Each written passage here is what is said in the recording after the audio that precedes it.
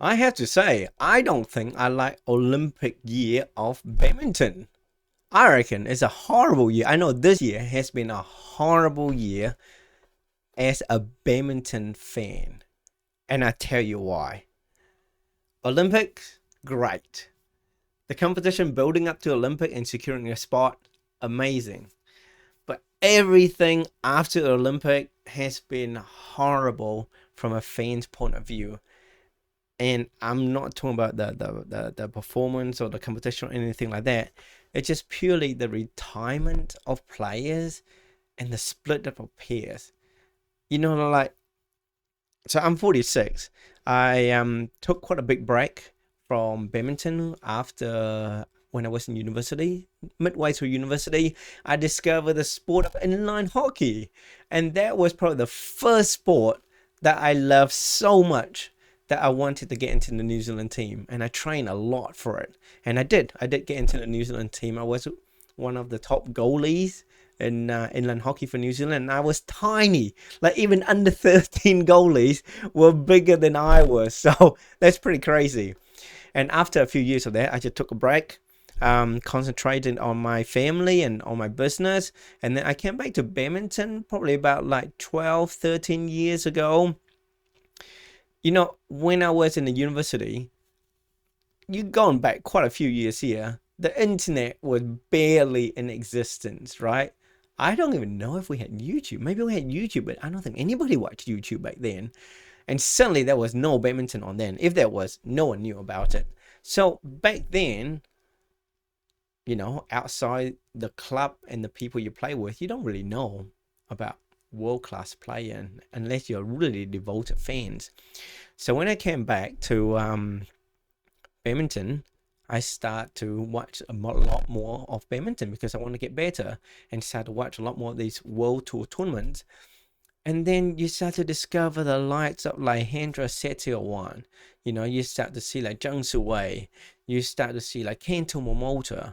And you start to grow up, even though, I was pretty old by then, but my badminton journey was still new. So my badminton journey was growing, as a badminton player. I was growing with all these players around me, players that I look up to, players that I admire, as well as double combination like Yuta Watanabe and Agarash. Oh, I don't know what's her name is. Sorry. Um, and then suddenly after the Olympic, like they just sad news left, right, center. So like Zhang Sui is retiring. Hendra Setawan just announces his retirement today. Tai Tzu Ying is retiring, and then pairs are splitting up. Japanese pair, Korean pairs, so many pairs are splitting up, and it's just so sad that like I guess like you just want to see those same people to keep playing because you're growing up with them and they are such a big part of you, of me and my badminton journey anyway. Like a lot of these young guys that come out, it's like I have no idea who they are. And you feel like you had to build up that relationship all over again. And I guess that just I haven't gone through that with badminton yet. I know that I follow quite a little bit about ice hockey back then when I was playing inline hockey.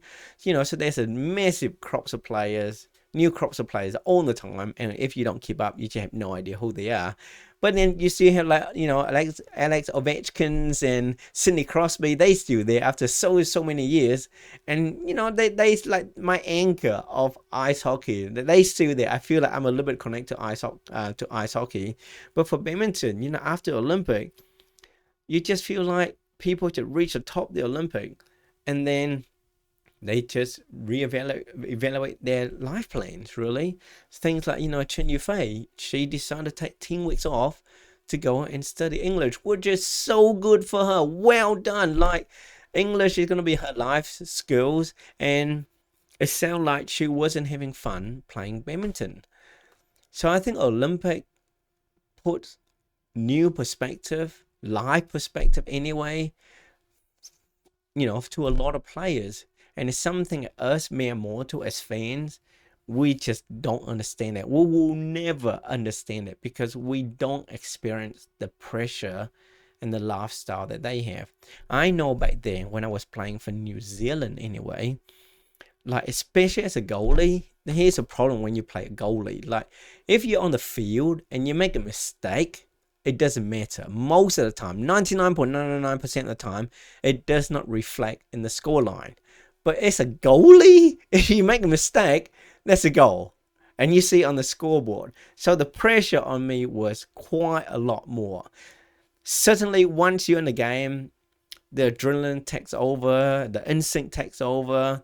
But afterwards, that's when you sit down, you kind of go, oh, I let the team down. I should have done this. I shouldn't have done that. And a lot of those things start going through your mind. And I'm sure the top players, they will experience that. They have to, they have to rewatch their matches, watch other people's matches to plan. So it's not just about like on-court training, it's off-court training, the pressure of performance, the pressure of finance, especially for the independent players. It takes a huge toll physically and mentally, and things that we will never understand. I may have a tiny little taste of what it's like, but for those who don't go out there and play competitive sports, like they will just never understand how much or how intense life is for these athletes.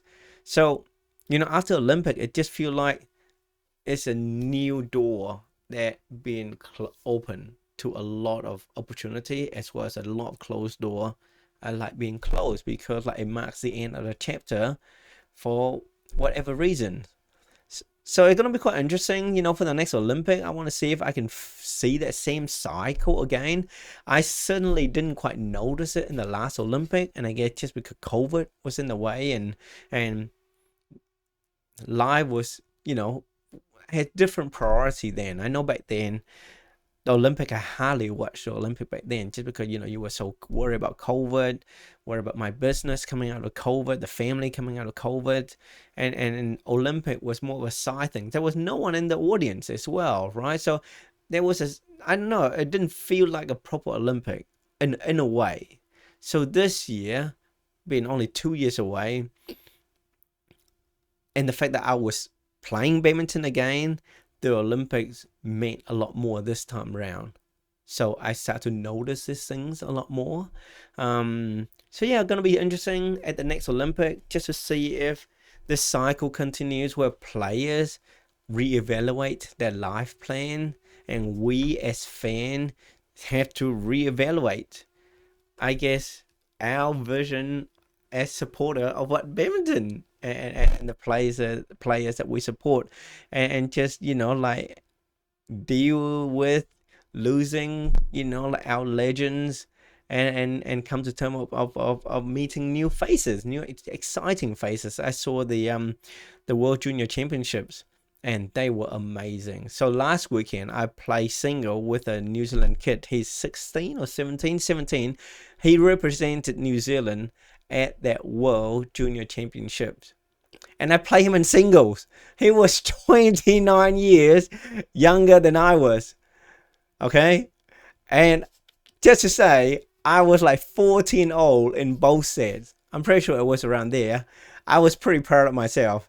The reality is, I just didn't have the fitness to keep going after that. I think for both sets, I was just trying to look for quick, easy points. And you just don't get quick, easy point at that level, and you just start to make dumb mistakes. You just stop chasing down the shuttles because your leg just it starts to wobble. So yeah, that's old age for you. But there's so many exciting new talents coming out everywhere around the world, so it's going to be awesome. But yeah, I think Olympic years is quite a bittersweet year as badminton fans. Anyway, for me this year, that's what I've noticed. A lot of sadness, a lot of faces that I will miss, and basically I'm going to start to find, learn the name and the faces of all these new exciting talents, and grow up my next part of my badminton journey with those guys. So I'm curious to know how you guys feel about Olympic year and badminton as a whole at the moment. Auntie Young is coming back, which is amazing. She's my favorite player at the moment in terms of singles. Yeah, Yeah, Android's gone. I don't even know who I love watching for main double anymore. Mixed double, Chang Wei is gone now. So like, who do you support?